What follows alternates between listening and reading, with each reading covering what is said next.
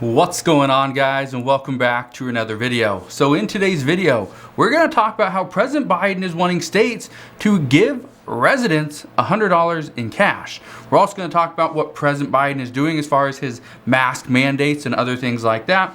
We're going to jump into the fourth stimulus check update and also talk about infrastructure as well. Some people say that President Biden and the Biden administration are overstepping, but I'm going to ask for your input in just a minute. Here's what we know. Over the past few days, we have been seeing the Biden administration, the CDC, everybody's going back on what they once said. This is turning into a big issue. What I can tell you right now is this bipartisan bill is going to be the stepping point, the first step, the foundation of everything else that we see. Some things are going to be screwed up because of this. Some things are going to be better because of this. So I just want you to understand that things are going to change, whether it's for the good or for the bad, things are going to change. But here's what we know.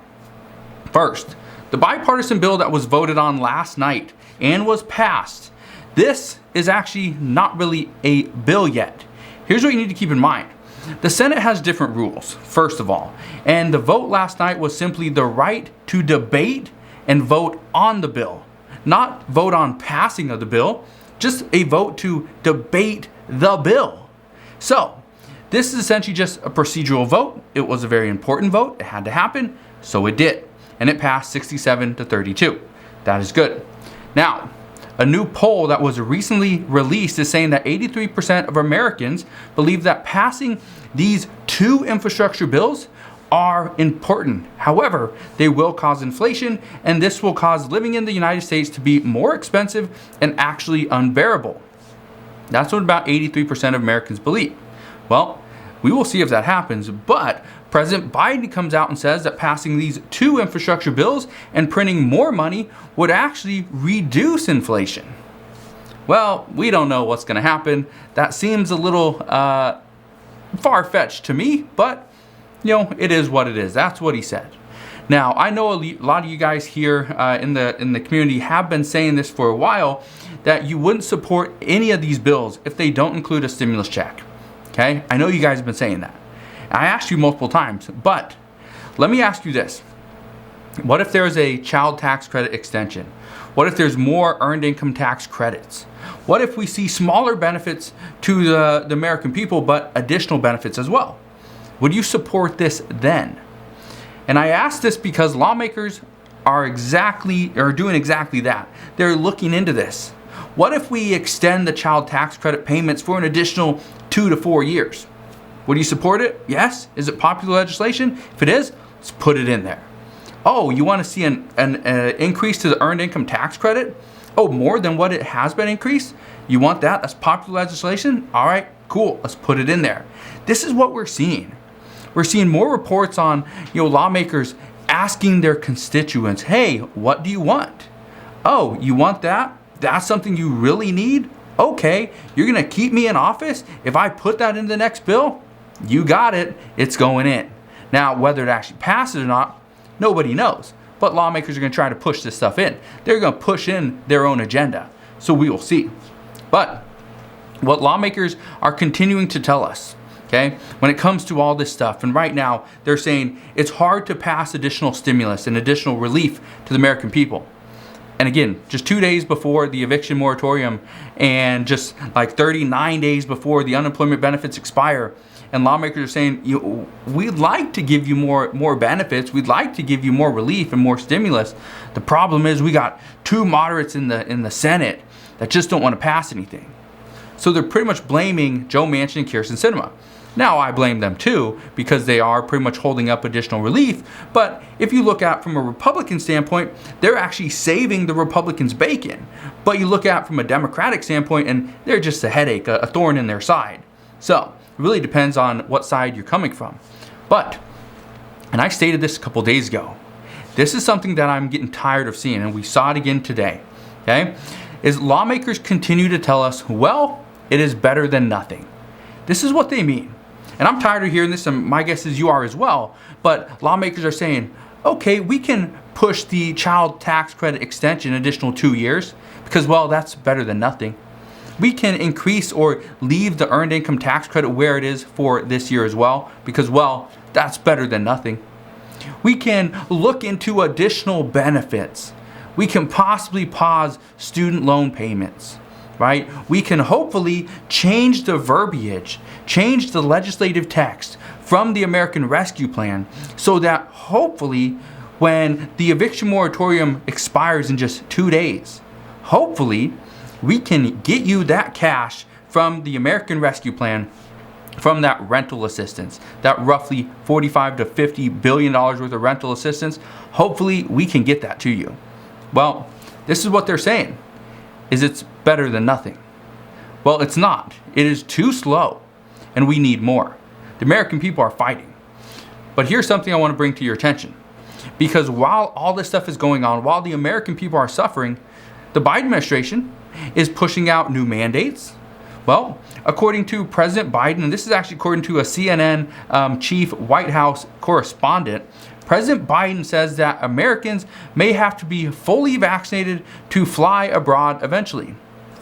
You're probably thinking, well, what does that have anything to do with stimulus? Well, here's what we know. One report is indicating that there are going to be hotspots in this country.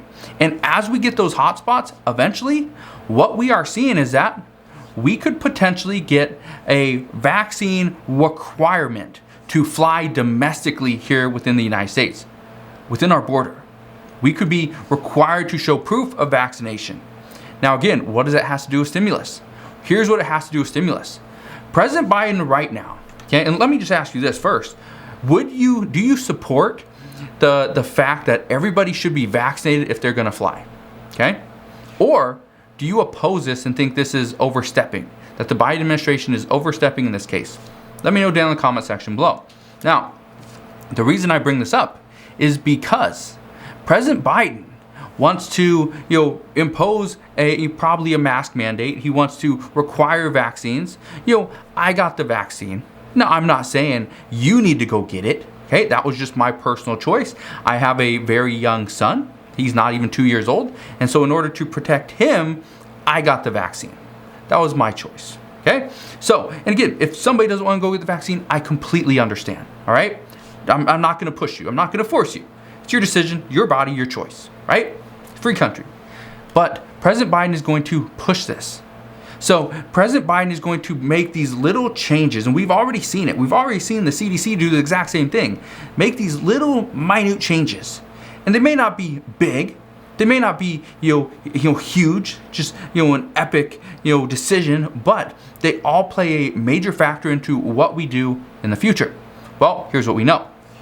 According to multiple sources, what we are seeing is that the Biden administration is kind of playing their cards a certain way, right? They're laying down the foundation. And then eventually, if they can, they're going to go and provide more stimulus because the American people will be impacted. They will be affected. So I don't want to come out and say, you're going to see a stimulus check. I'm going to tell you right now, if we see more mask mandates, if we see COVID cases increase, and we see potential lockdowns or restrictions across the United States, you will most likely get an additional stimulus check. However, it's not going to pay you for what you've already lost. It's going to pay you for what the potential loss may be in the future. So again, not good news. But I just want to leave you with that because that is pretty important. Now, what we did here today is President Biden is also mandating vaccinations for all federal employees and contractors. He says that if you are not fully vaccinated, then you must continue to wear a mask. And many people right now aren't really happy about this, but this is what must be done according to the Biden administration. And if more people are not going to get vaccinated on their own, then they will simply be told to do so. Well, that leads us into the next thing, the $100 in cash. Well, today, President Biden suggested that states and localities pay $100 to each newly vaccinated American. He said, "You want to know how we put the virus behind us? I'll tell you how. We need to get more people vaccinated." And then he went on to say, and I quote, I know that paying people to get vaccinated might sound unfair to folks who have already gotten vaccinated already, but here's the deal. If incentives help us beat this virus, I believe we should use them. We all benefit when we can get more people vaccinated. Okay, so he said before that he's not going to push it. He said before that he's not going to require it. But this isn't necessarily a requirement, but it's an enticement. Some people say this isn't the right thing to do. Many states did it and they saw a lot of success.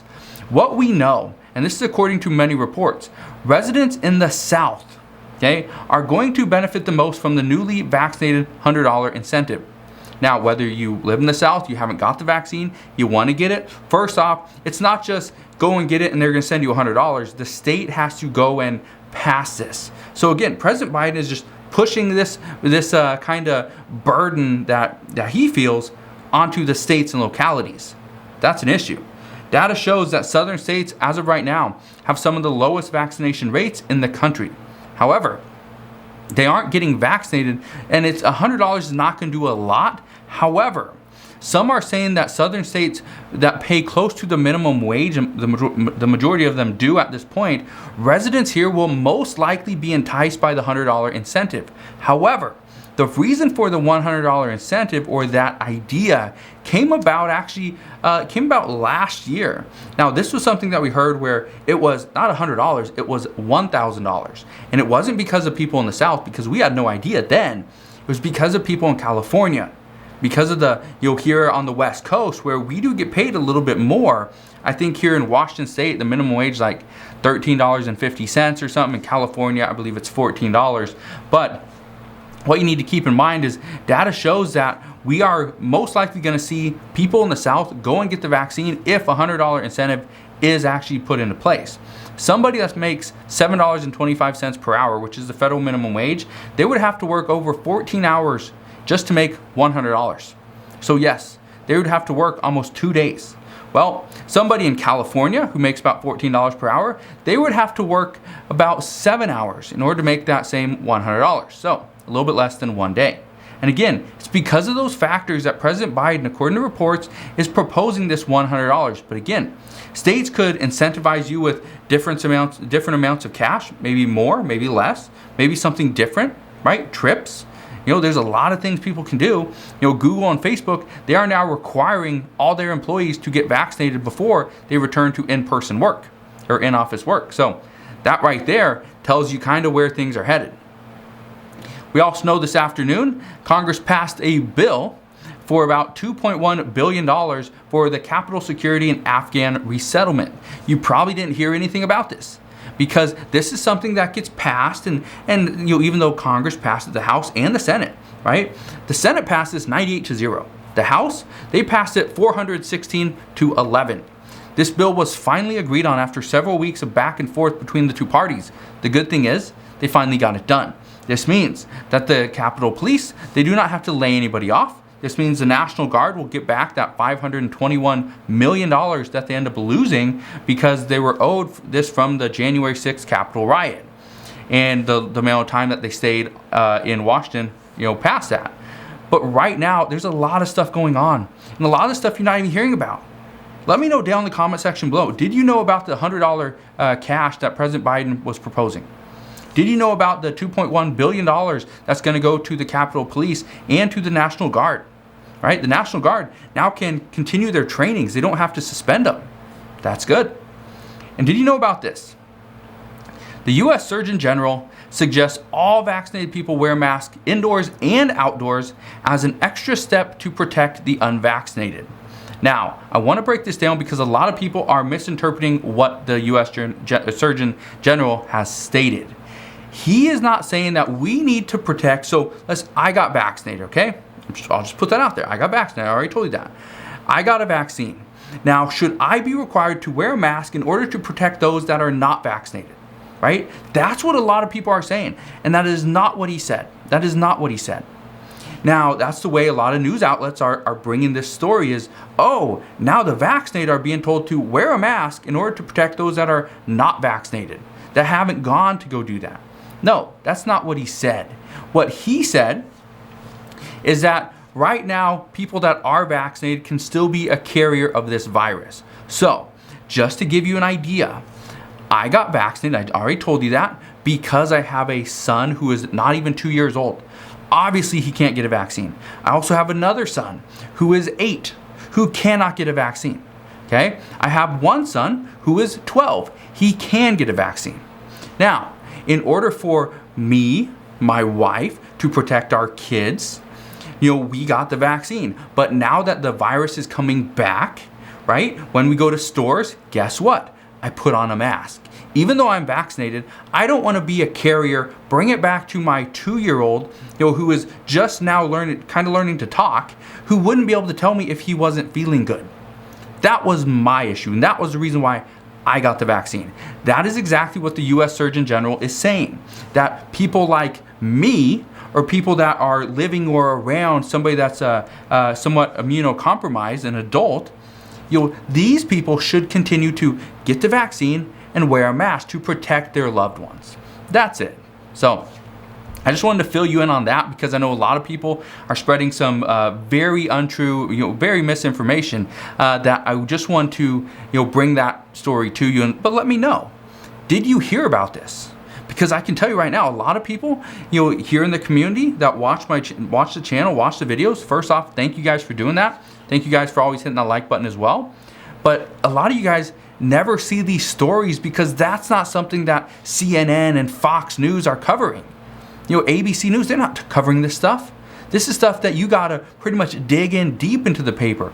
Watch for hours and hours. And so even though I do a video and it takes me maybe 15, 20 minutes to do a video and present this information to you, it takes 2, 3, maybe 4 hours just to come up with the content for one video. So again, I put in a lot of work, and I thank you guys for always hitting that like button, subscribing, so that I can continue to keep you updated as well. So again, that's all we got for today. Hopefully you guys have a wonderful rest of your day. Consider subscribing so I can continue to keep you updated on everything that's going on. Again, if you could hit that like button, I would greatly appreciate it, and I'll see you guys on the next one.